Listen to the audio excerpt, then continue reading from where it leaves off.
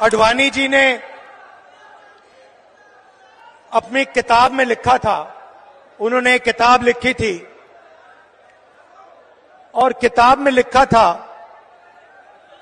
कि जो आरएसएस और बीजेपी की सच्ची लेबोरेटरी,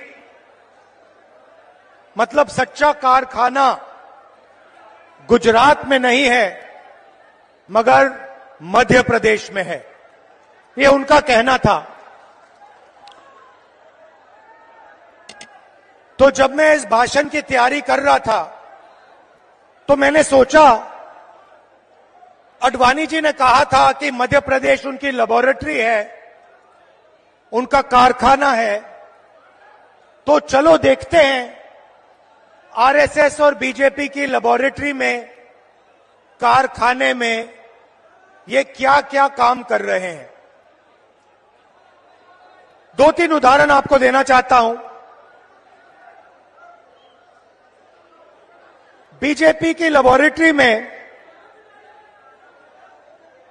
मरे हुए लोगों का इलाज किया जाता है और उनका पैसा चोरी किया जाता है। हिंदुस्तान के किसी और प्रदेश में मरे हुए लोगों का इलाज नहीं होता है, मध्य प्रदेश में मरे हुए लोगों का इलाज होता है और पैसा चोरी किया जाता है।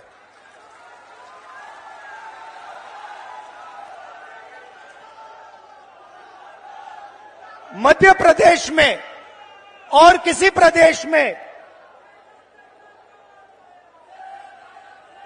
शिव जी, भगवान शिव से चोरी नहीं की जाती है। मध्य प्रदेश में महाकाल कॉरिडोर में शिव जी से चोरी की जाती है।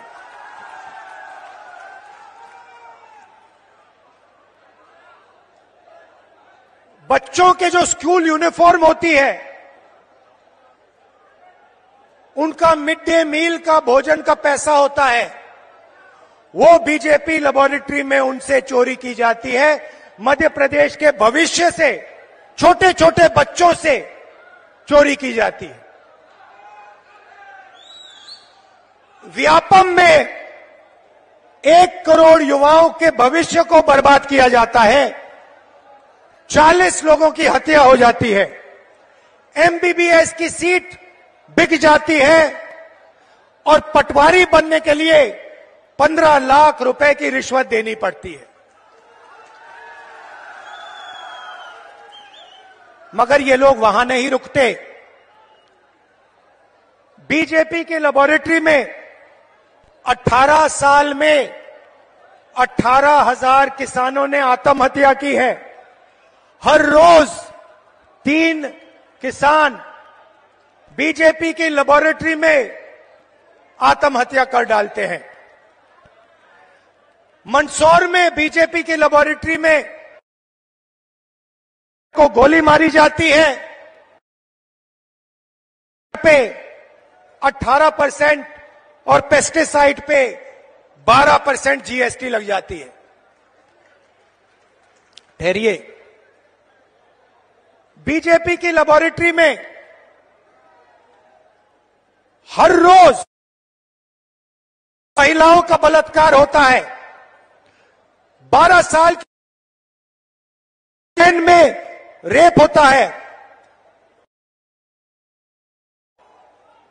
भोपाल में एक लड़की का बलात्कार होता है और जब उसका भाई उसे बचाने की कोशिश करता है तो पुलिस के सामने उसकी हत्या कर दी जाती है।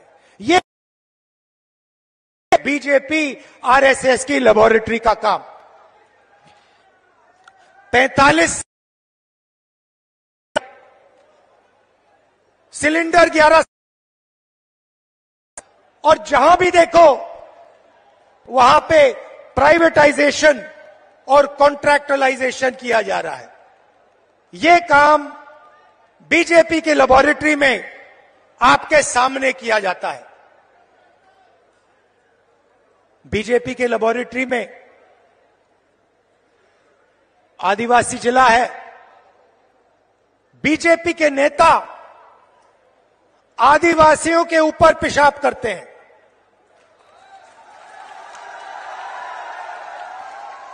ये मतलब था आडवाणी जी का जब उन्होंने कहा मध्य प्रदेश में आरएसएस और बीजेपी की लेबोरेटरी बनेगी।